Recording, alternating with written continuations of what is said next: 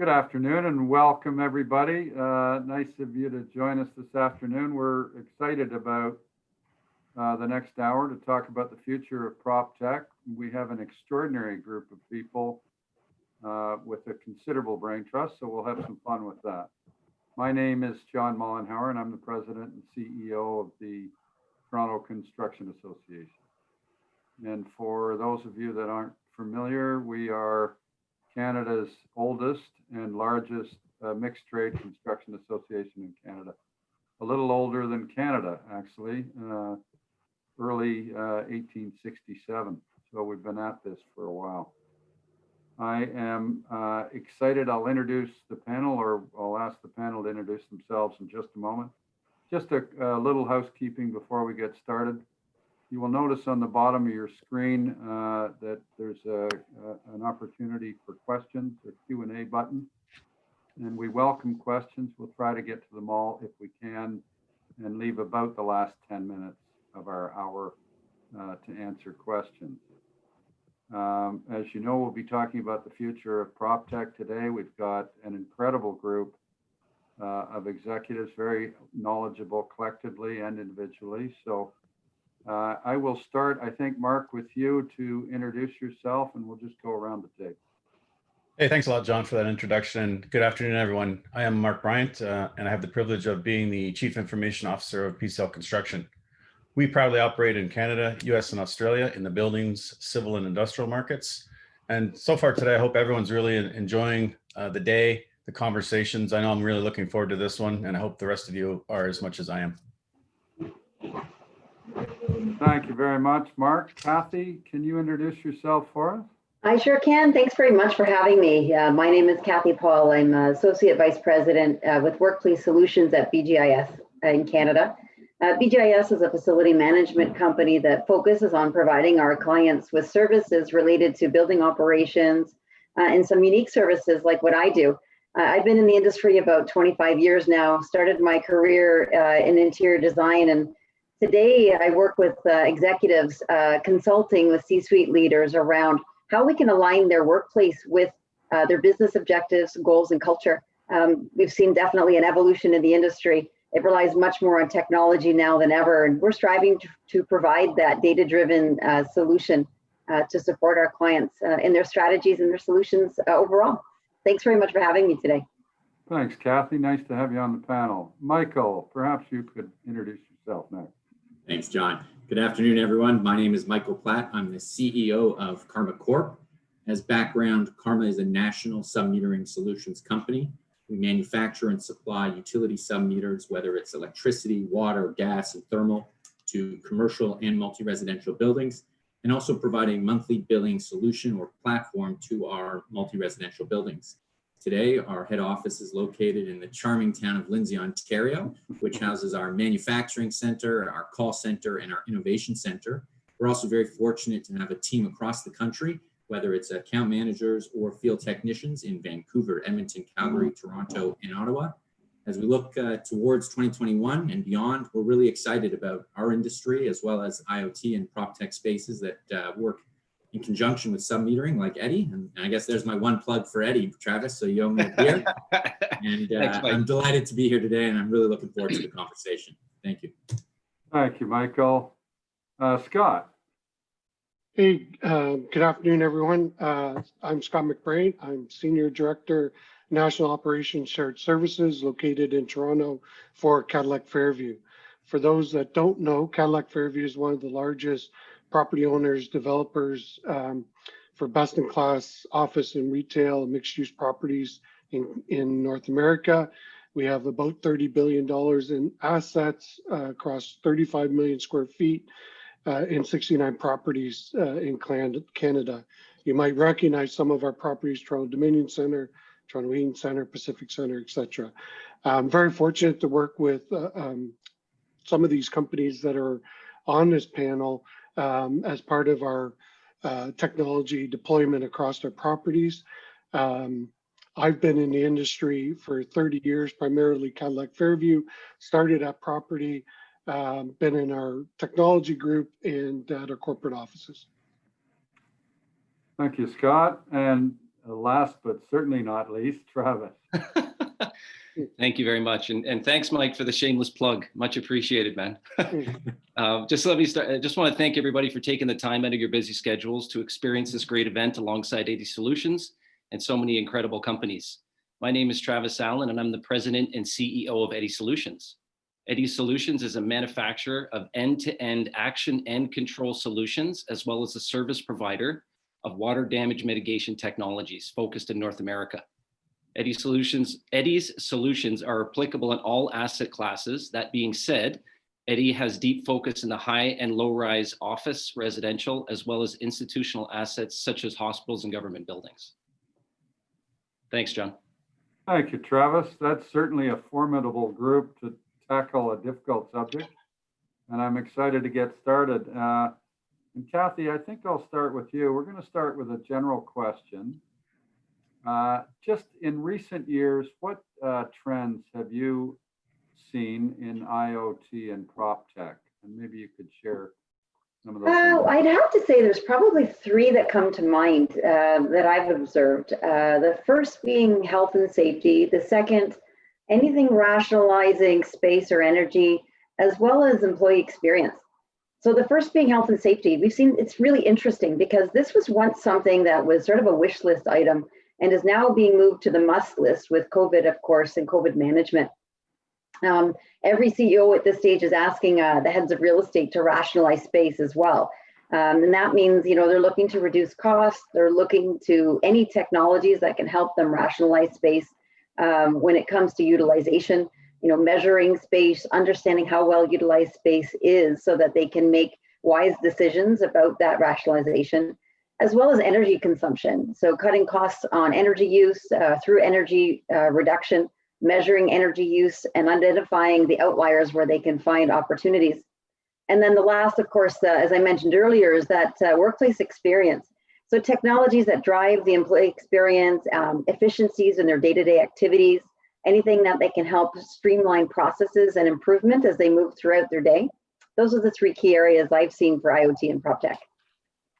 Thank you, Kathy. Greatly appreciated. Scott, maybe you could weigh in with the Cadillac Fairview perspective.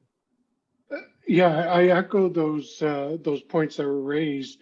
And I guess from our perspective, again, we're looking at how do we automate some processes, whether it's around energy, we certainly even water mitigation today, not to give a plug for Eddy so early, but just some of these simple tasks that we would rely on people to respond to. We're now trying to figure out how IoT is going to support those and react quicker and more effectively to the issues. And, whether it's energy, as we talked about, and the other piece, I guess, we heard about from the client's perspective or employee's perspective, we look at it from the tenant's perspective. How can we create, I'll call it, you probably heard this buzzword, a frictionless environment from the moment people leave their home to they get to their office and then leave. How many barriers do they have to face in order to get into that space? From the parking garage to the elevators to access control. So there's a whole push on how do we remove those barriers and create a frictionless environment and overall creating a better client employee experience. So that's really some of the big things that are driving. Obviously, COVID is pushing us quicker and faster, as we heard about health and safety, air quality, etc. How do we know that a space is clean and safe for us to work in? So there's lots of movement and great innovation just in less than a year that's hitting the market and very, very impressive. Thank you, Scott. Just changing gears for a moment. We certainly all love to talk about disruption, and there are many disruptors in this space. What kind of pressure would you say, Michael, they've had on the industry? And a follow-up question, do you see what's happening as more of an evolution or a revolution? Gave me the easy question. I gave you the easy one. Yeah. So I'm actually somewhat hesitant to say that disruptors are putting pressure on the industry. I mean, maybe, I look at it a little bit differently. I view, industries like the construction industry or the insurance industry as industries that are experiencing, tremendous challenges, whether it's labor shortages, increased safety concerns, decreasing profitability. And it's these pressures on the industry that are ultimately resulting in opportunities to disrupt. So maybe another way of saying it is, the disruptors are actually alleviating the pressure, not necessarily putting the pressure on. And I think a very timely example, which Kathy mentioned earlier, is the introduction of solutions to address COVID-related concerns. So take the recent emergence of COVID-19 over the past 9 or 10 months. Employers, property managers, building managers have all been forced to reassess their floor plans, how individuals will enter space. So we've seen lots of new technology disrupt these former places like space planning or touchless asset control. We have a client, Kingset, who's done an incredible job utilizing both space planning technology and touchless asset control in many of their commercial towers. So then shifting to the second question, which is perhaps a little academic and above my pay grade, but I'll give it a shot. I think we're probably in the midst of just a continued evolution. And when you look back over the last 20, 30 years, leading up to 2000, we saw lots of businesses, start to use technology and drive, very analytical, quantitative approaches to investment. And then in, the period between, 2000 and, 2010, give or take, I'll use easy benchmarks. You saw the rise of internet and the digitization of information. So Realtor.ca is a classic example in the PropTech space. And then over the last 10 years, as smartphones, which we all are holding probably side by side, although we shouldn't be, have really penetrated the market. And now you pretty much can do most things from your phone, let alone a computer, whether it's securing a mortgage or buying a car. So there's lots there. And then looking forward, I think it's just a continued evolution, and whether it's blockchain and the impact that it will have in the industry or how smart homes will evolve over time. I think it's just it's an exciting time, and regardless of where you sit in the ecosystem, which is perhaps a cliched word to use in these conversations, but whether you're a developer, a builder, an innovator, an occupant, I think the next 5 to 10 years are really going to be exciting.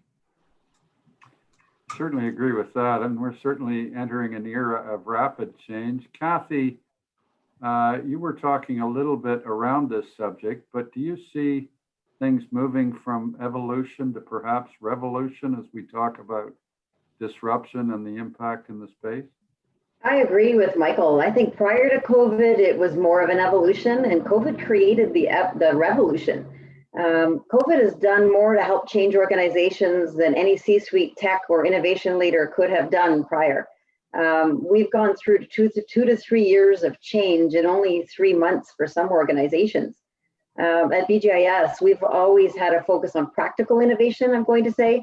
So we developed roadmaps that make progress towards these big changes in a manageable way, a practical, approachable way. We've seen some challenges for organizations prior to this where they were looking at maybe measuring utilization or supporting energy consumption. But the real driver at the C-suite level has come to town, and folks are now jumping to find and understand better how they can implement some of these technologies in a very quick way. Take some of the big ideas, break them down into measurable steps. That's our approach. So that practical innovation folks are looking for. Most of our clients want to progress in this direction, but they don't want to be the bleeding edge. They want to follow somebody who's done it before. They're looking at, who's done it. We have a lot of requests around, can you give us examples of where this organization has done it, or that organization? Doesn't matter the sector or the industry. We've seen a little more interest from the hydro industry than we'd seen in the past. Moving into these new ways of working have launched the need for technology. So I agree with Michael about the next 5 years, I have to say. I think we're going to see more in the next 5 years than we've seen in the last 50 when it comes to PropTech, that's for sure. Thank you, Kathy. Michael, sounds like you've stimulated a little debate here. I want to. Let me in, John. Let me in. Don't get Travis excited. Don't get I him want to excited. ask Travis to weigh in, but Travis, maybe as you weigh in, you could give us a little bit of perspective on some of the more traditional industries. Michael mentioned construction and insurance. Yeah. And IoT changing those more traditional industries.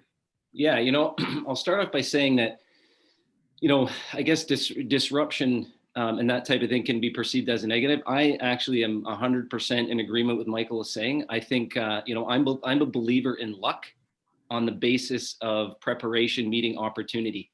And I think in industries where, disruption was identified before, it was in a different area of, let's say, what we're facing in the IoT. I mean, I'm an operator of an IoT company. So, we're seeing a lot more, it's a lot more fragmented. There's not as many, incumbents or big companies that can really throw the weight around to make it painful for some other folks out there. I think, opportunity, meeting preparation is a key point. And what we're seeing, what we're experiencing as a company ourselves is if you're well set up and prepared and focused on what's going on out in the marketplace, and you're focused on, pain points that are meaningful to these companies, that's where the preparation meets the opportunity. So I think Michael's spot on in what he's saying there. And, fortunately enough for those who are listening in today, if they're in the prop tech business, which I'm sure they are, that laser focus of preparation to kind of get in the game with some of these larger companies has been defining for us. And space-wise, we're seeing it in, we're kind of an insurance-driven product to a certain extent. So we're seeing quite a bit of tailwind right now as it relates to what our solution is being driven and adopted by the insurance companies.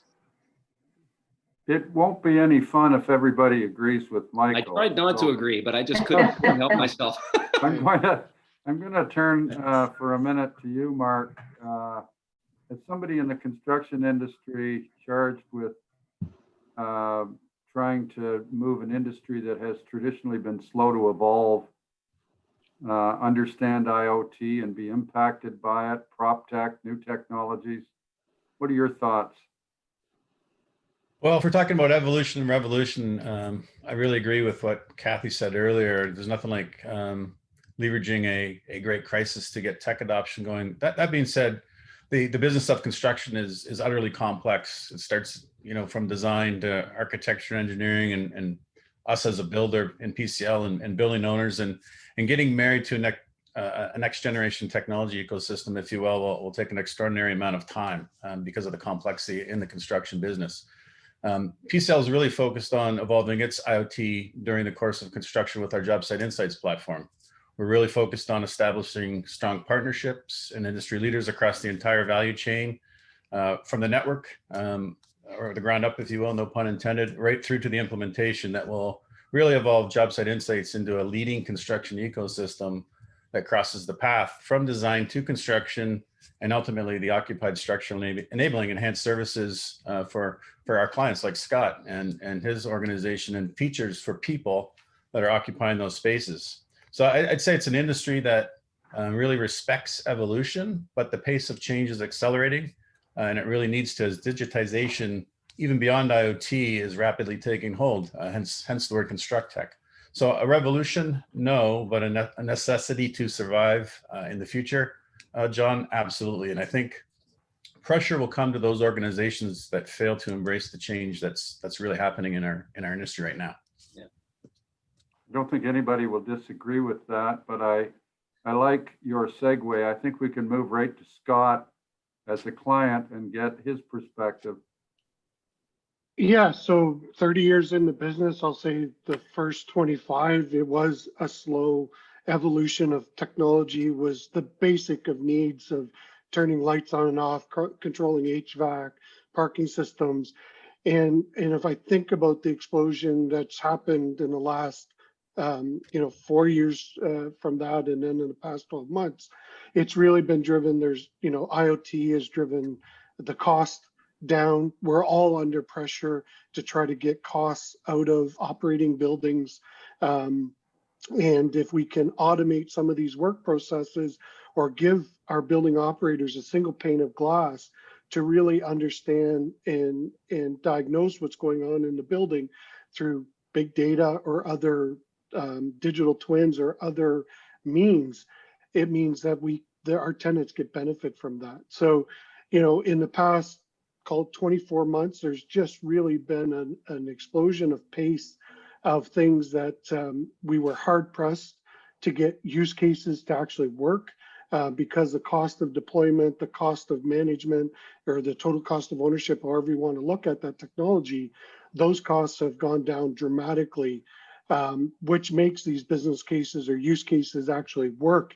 And our tenants are actually demanding that our buildings stay competitive. If I look at TD Center, it's a 50-year-old building. It changed the landscape in the city of Toronto when the first tower went up, and it is still a relevant building in the financial core.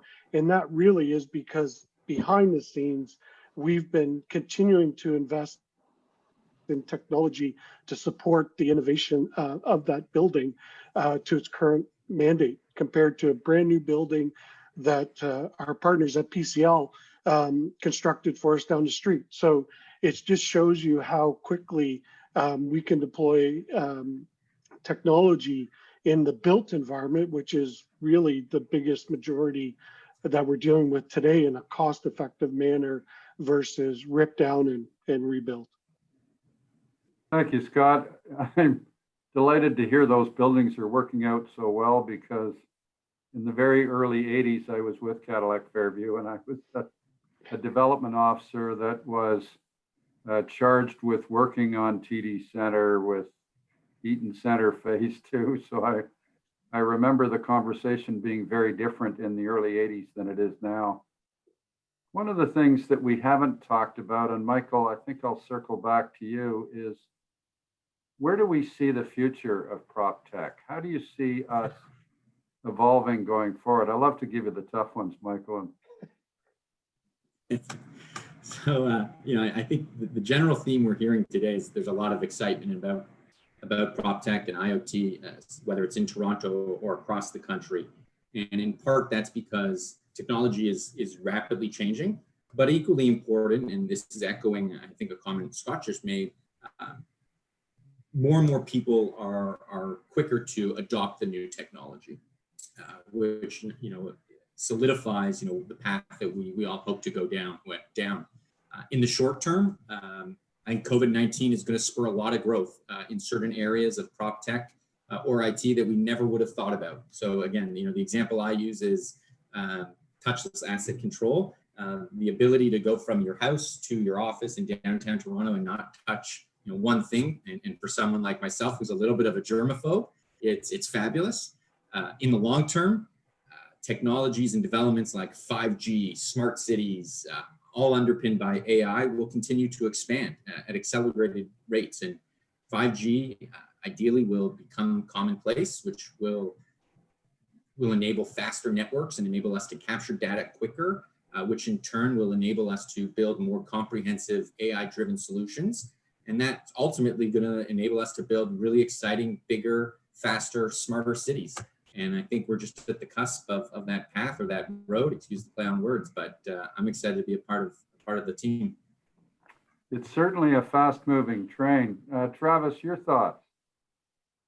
I think, IoT, if I think back to when it kind of came out when Semtech initially announced their chips that they were going to be using for IoT, I think a lot of the, the reason and the lag on adoption in the space, it was, potentially more focused around residential homes, nice to have IoT connected devices versus must have IoT connected devices. The other part of it is in terms of being able to connect all these, tiny little battery operated low data sensors, for an economical price has also been a challenge. So I think with the adoption of, RF technology as it relates to LoRaWAN, which is the platform we're on, it makes that all possible. And I think that, we're seeing this because we're in the space, but now you're thinking about solutions like the digital twin or AI or predictive analytics that actually have business cases associated with it, where there's money behind those companies to actually invest and adopt it. So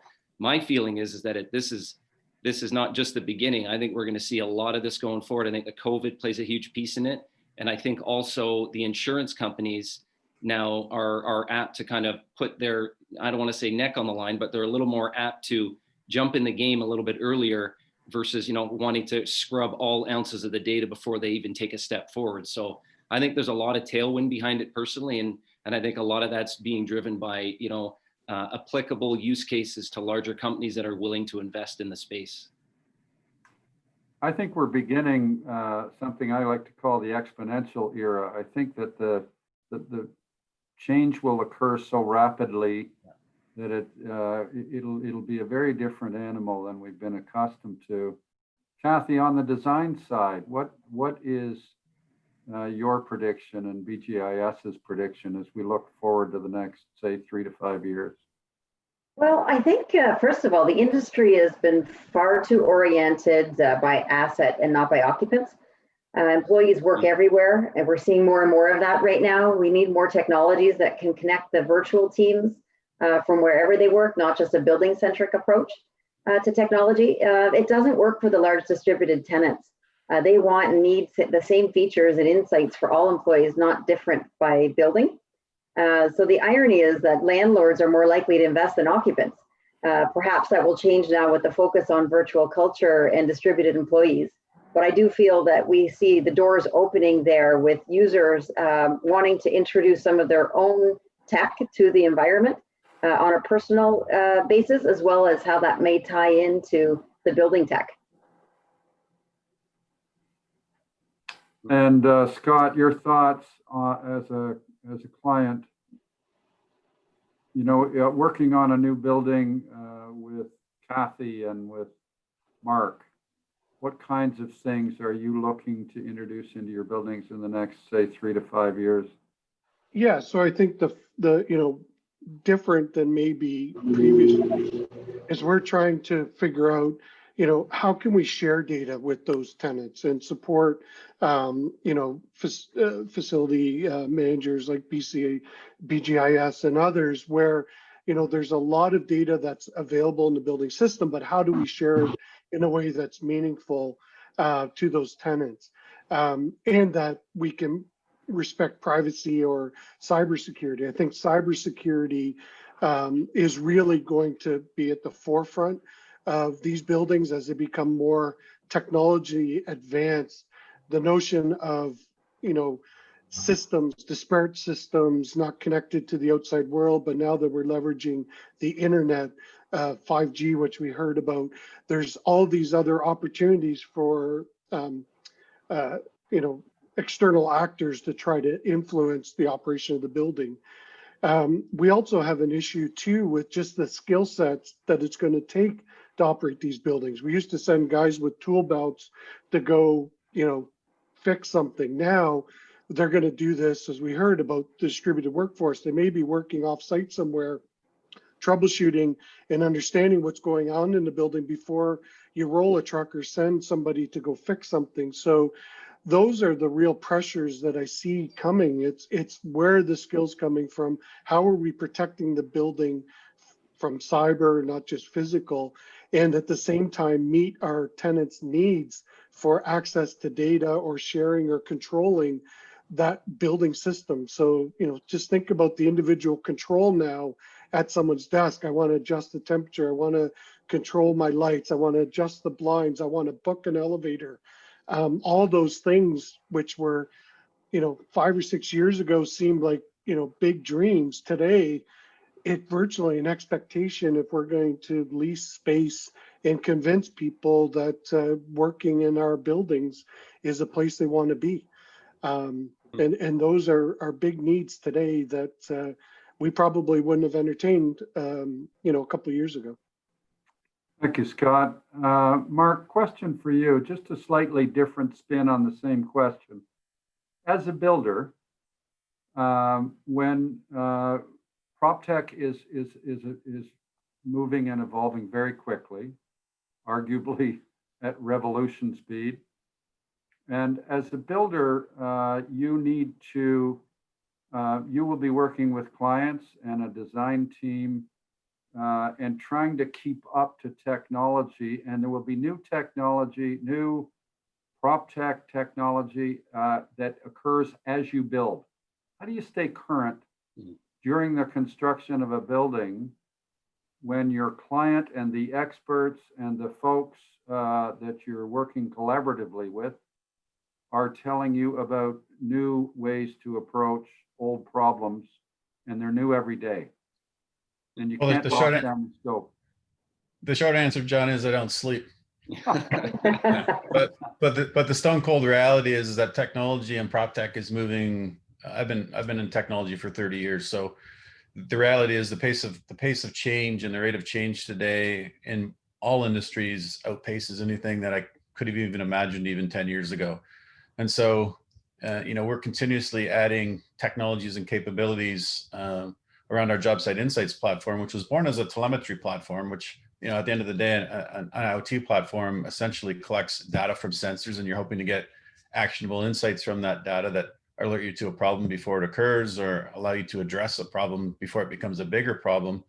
But what we're really focused on is continuing to understand what our people tell us in the field that they need, married to what our customers want and need in a finished product.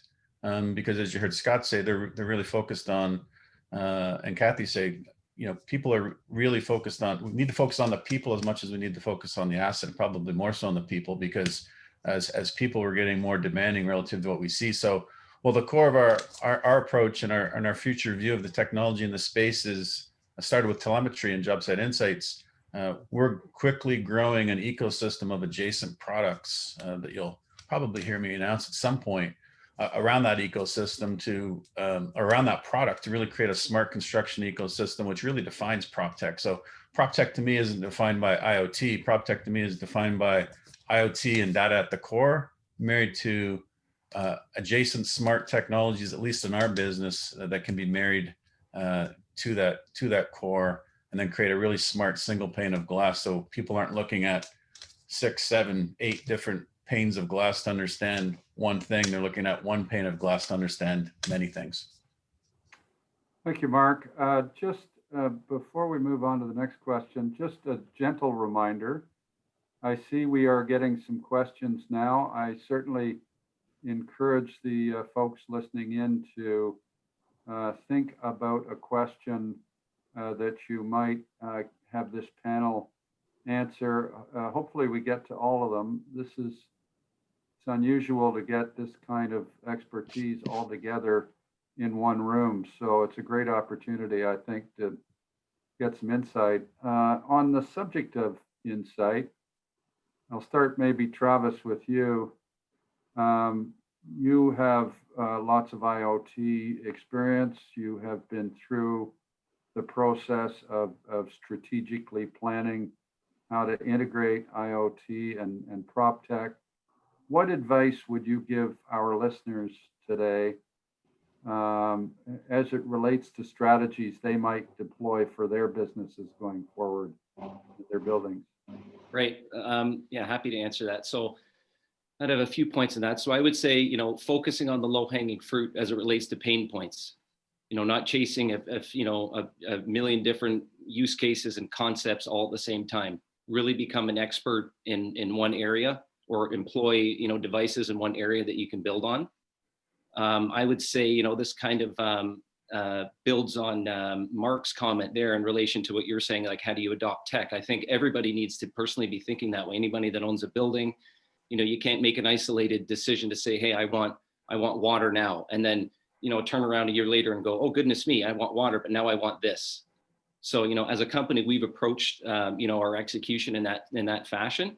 So I would say, find the leaders in the space that are looking at IoT holistically and purely from the customer's perspective. As Mark was saying, one pane of glass with a variety of endpoints you can connect and bring together.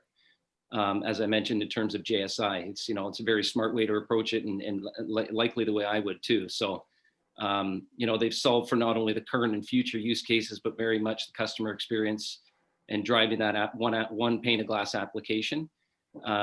So again, from my perspective as a customer, you want to back the right horse at the end of the day that has a long-term view of where of where the market is going, and that is approaching it holistically in such a way that if the customer wants to add on a device, it's not, oh, we need a new technology stack in the building, we need a new application. You're in a good position to add on those things as you need to add them.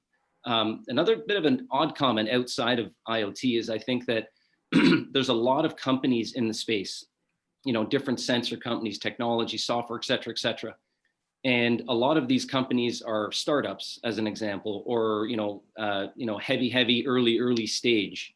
When you're looking at these companies, building operators, when they're looking at technology or construction, et cetera, aren't looking at that as, hey, we need this for 6 months and then it's done. You really have to be careful of the partners you back, and you're making sure that, while they're looking at it holistically, you also want to make sure that they're going to be around. They're going to be around in a year from now or 2 from now. Not everybody's going to win. Not everybody's going to win in the space, and there's going to be, I don't know how many winners. We personally feel that the view we've taken is going to put us in a great spot, and I think it clearly is shown that we have. But when you're making those decisions, you got to be real careful that the companies that you're partnering with are going to be here to deliver, through the entire term of what you're signing up for.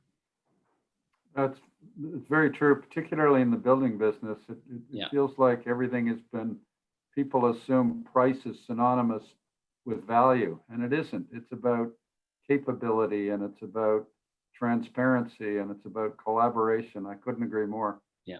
Your thoughts on the same subject, Scott? If you were, you have a distinct advantage with an organization like Cadillac Fairview that has been leading edge for decades, since 1974, I think. What kind of advice would you give Lipschitz Development that is working to create, leading edge prop tech and trying to be mindful of IoT and 5G as they look forward? How would you advise them to move through their strategy?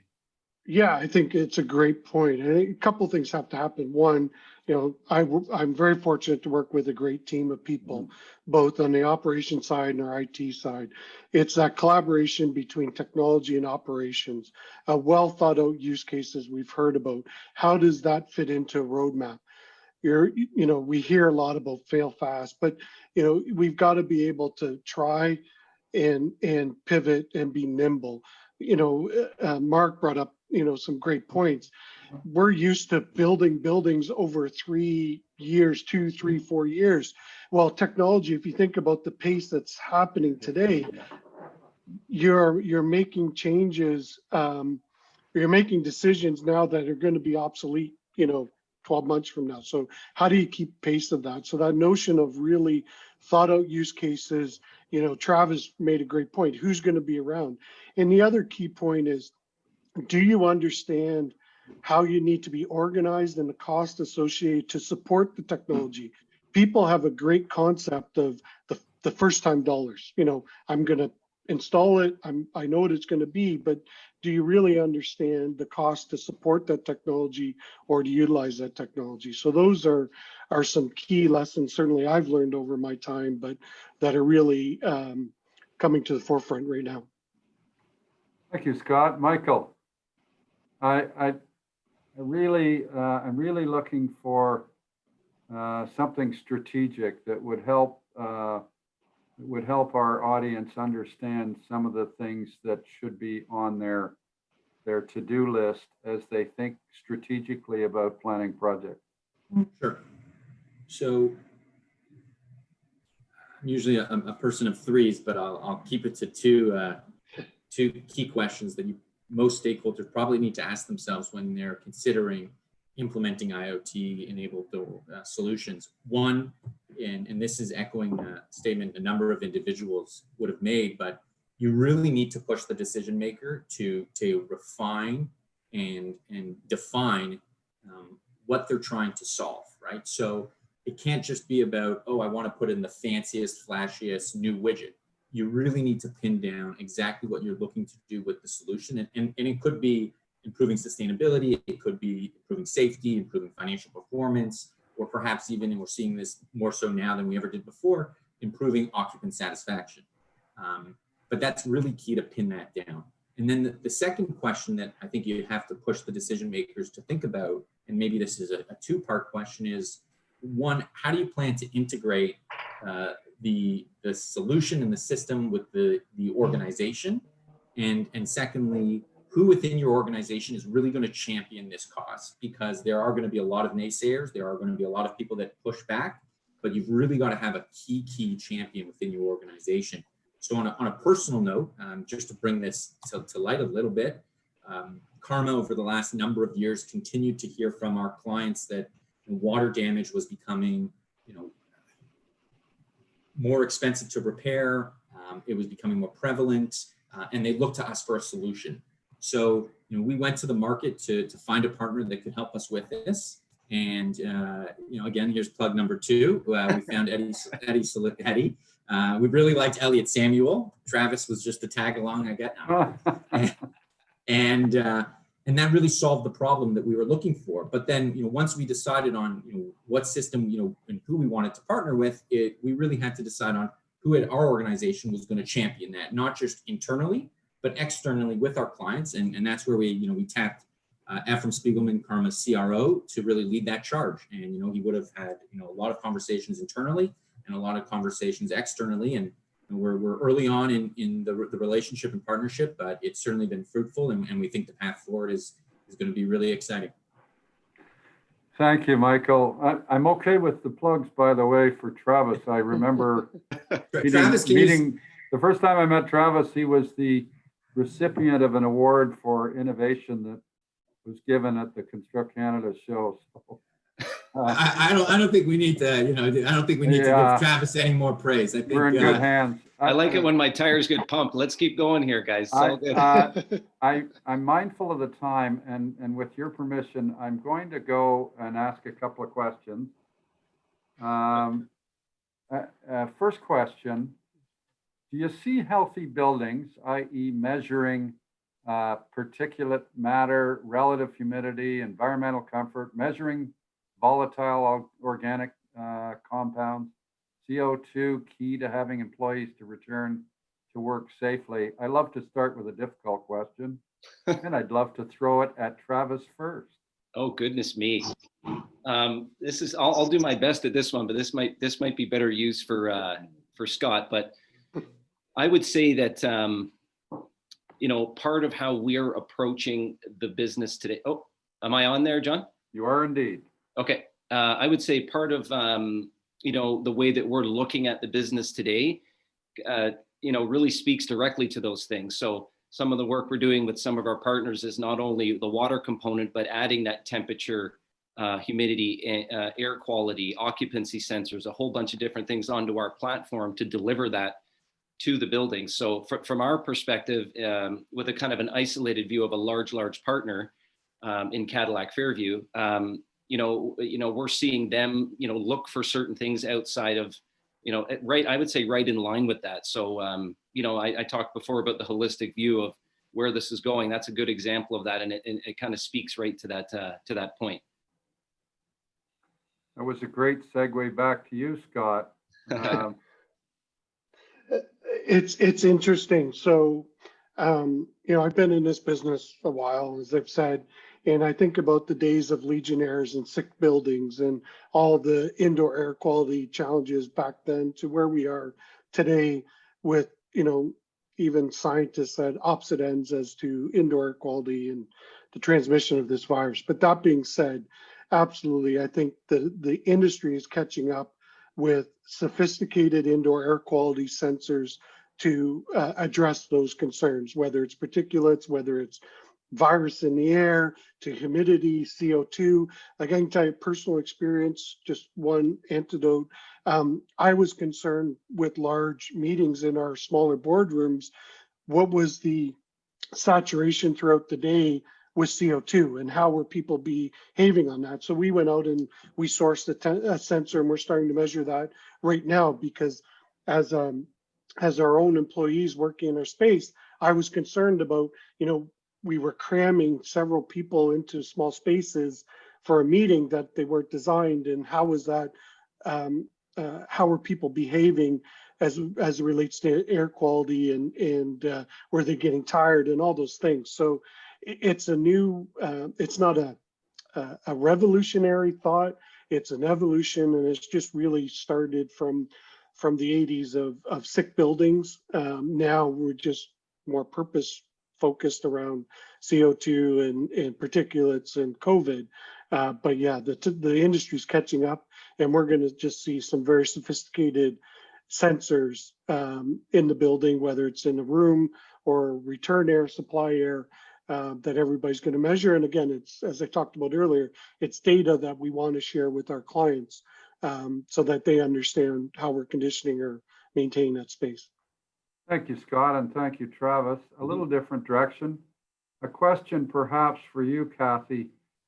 As a current student, a college student studying construction management, I'm interested in what the IoT industry has to offer for future construction management, construction engineering, and civil engineering graduates in regards to careers aside from typical project management careers.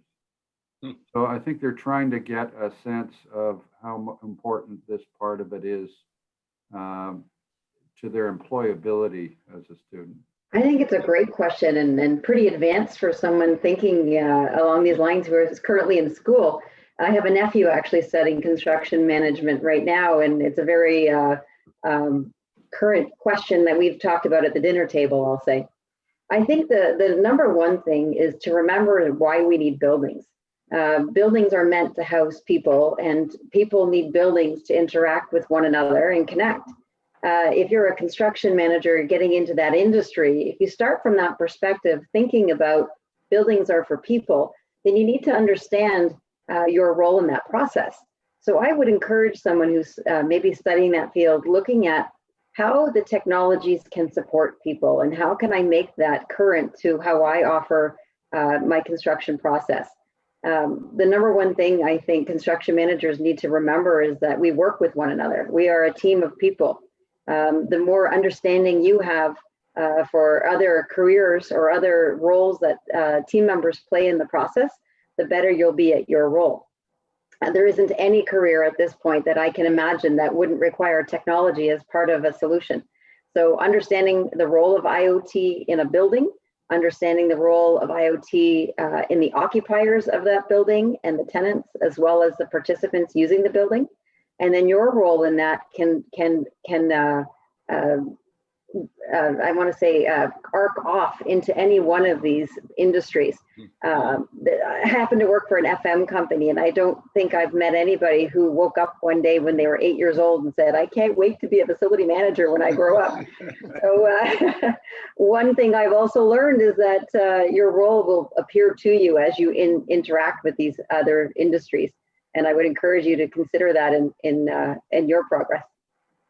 I'm thrilled to hear from students that find interest in our industry, but the PropTech side with construction management is particularly important. I know as an industry, we have north of 260,000 baby boomers like me that are retiring over the course of the next decade or so, and far too few people coming into the industry. They anticipate the recruits will be more in the order of 220,000. We know it'll be a significant shortfall and therefore potentially a labor shortage. We hear about skilled labor. We don't hear often enough about the white collar side.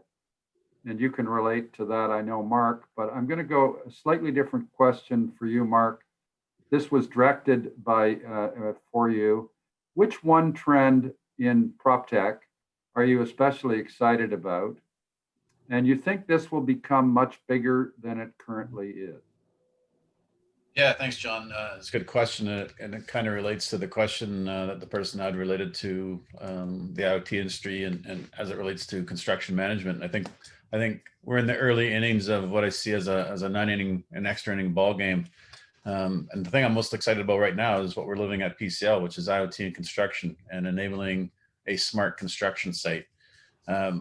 Parlay that into buildings. I think the next thing I'm excited about is how does smart construction drive smart buildings and how does smart buildings drive smart cities. And so I think there'll be an evolution, as I said earlier, not a revolution as a result of these technologies. And I think there'll be a lot of really smart and adjacent technologies married around the IoT ecosystem. For example, 5G or other data-driven services or creature comforts that allow us to really change the future of the built world. And I can refer to a digital twin. And what is a digital twin? That's probably the next big thing in construction. Been around in industries like airlines and automotive forever. But the digital twin is a exact replica of the as-built drawing in complete 3D or 5D really, if you will. That gives you a complete pulse of your building, what it's doing, how it's occupied, how it's being used, where its efficiencies and inefficiencies are. And so I think we're really, John, in the really early innings of the digitization of the entire industry, as I said earlier, right from the ground up. And it's an exciting place to be right now. It's probably the most excited I've been in my 30-year career. I love the concept of a digital twin. I'm seeing others watch what PCL does as an industry leader and look to follow suit. It's something that I hope will get a lot of traction in the industry. It makes overwhelming sense. The next question was directed at you, Mark, but I'll move back and also at Travis. Do you see AI and machine learning investment for building operators, developers, and constructors to be a long-term differentiator? And I'm going to start, Travis, with you because it was directed your way, but I know others will want to weigh in on this, and we welcome others to participate. Sure. So I think the very short answer is I don't think that it is going to be viewed that way. I think that investment is a must into the IoT space, et cetera, versus a pure rationalization on differentiation. I think that people are going to need to compete, and in order to do that, they're going to need to adopt and invest in the space. Focus is around optimization to achieve scale, portfolio-wide controls and adoptions as they move toward building automation, cost reduction driven by predictive analytics. I think in the future, investment into the space is going to be ultimately table stakes, and in retrofit situation, it'll be iteratively employed through buildings. I think the main drivers of solutions being clear visibility to ROI and making sure the technology integrations are widely considered, as integrations can be costly as well as confusing with respect to the putting these into new assets from a business rules perspective. So I think it's a must. I think the investment into the space cannot be looked at as a pure play on, hey, I'm going to build a better mousetrap. That would be my kind of 2 cents on it. Michael, I would hate for you to immediately agree with Travis, but your thoughts?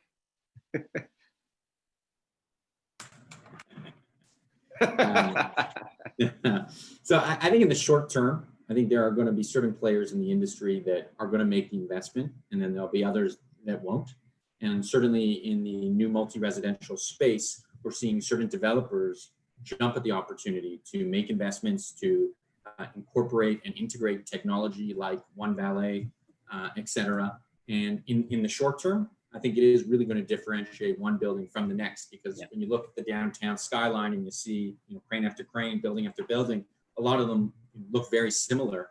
But when you go into the guts and you see that one's investing in really exciting technology, whether it's biometrics, capabilities to open the garage and use the elevator, I think it will differentiate. And then over time, it probably won't be as much of a differentiator and will probably be table stakes. But those that jump early and invest early, I think are going to lead the charge and have a really successful future.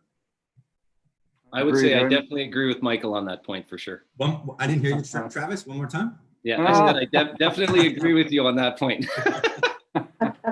Is that just to reciprocate, or you're? No. I genuinely do. I kind of was approaching it more kind of big, bigger picture down the road as kind of what needs to happen. But I think totally. I mean, in the short term, those who do step out early, all to Michael's point, like I think Mike, your company specifically is, just on the simplest example of the, on the leak detection side and what what we're doing with you guys is, that's a step forward, and it is going to be a differentiation, no question.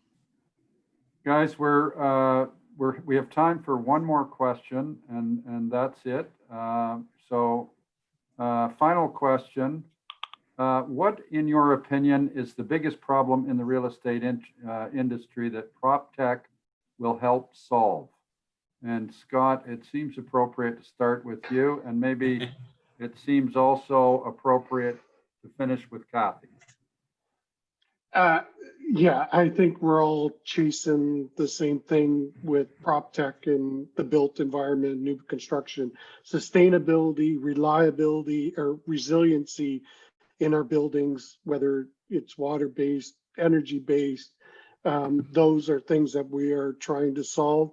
On the bricks and mortar side, the other, and the cost side, the other piece is it's tenant centric solution. So how can we make the tenants renting space, their experience better than just, bums and seats? So that's really what we're trying to tackle in a cost effective way. It's a big topic, and that's in 30 seconds or less. That's what I can do. Greatly appreciated. Kathy, I think we'll wrap up with you on the same question. Sure, no problem. I'll try and keep it short. On the short term, I think the answer will be occupants. There's going to be a period of time where occupants may or may not want to come back to our buildings. And we need to make that an experience for clients to and occupants to want to return to in a safe and healthy manner. If I look at the long term, I think then we can deal with the resiliency of our buildings. I think that'll be the 9-inning game that Travis talked about. Thank you, Kathy. We are just wrapping up now, last couple of minutes.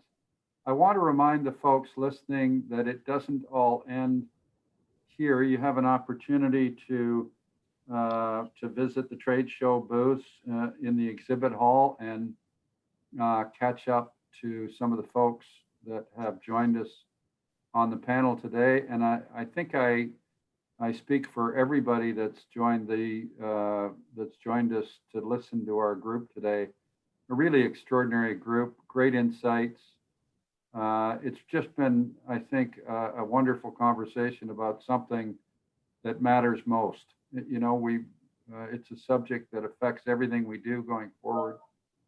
And it's interesting, we talked a little bit about COVID during our discussion today, and in some ways, that's changed the way we look at things, and I hope for the better.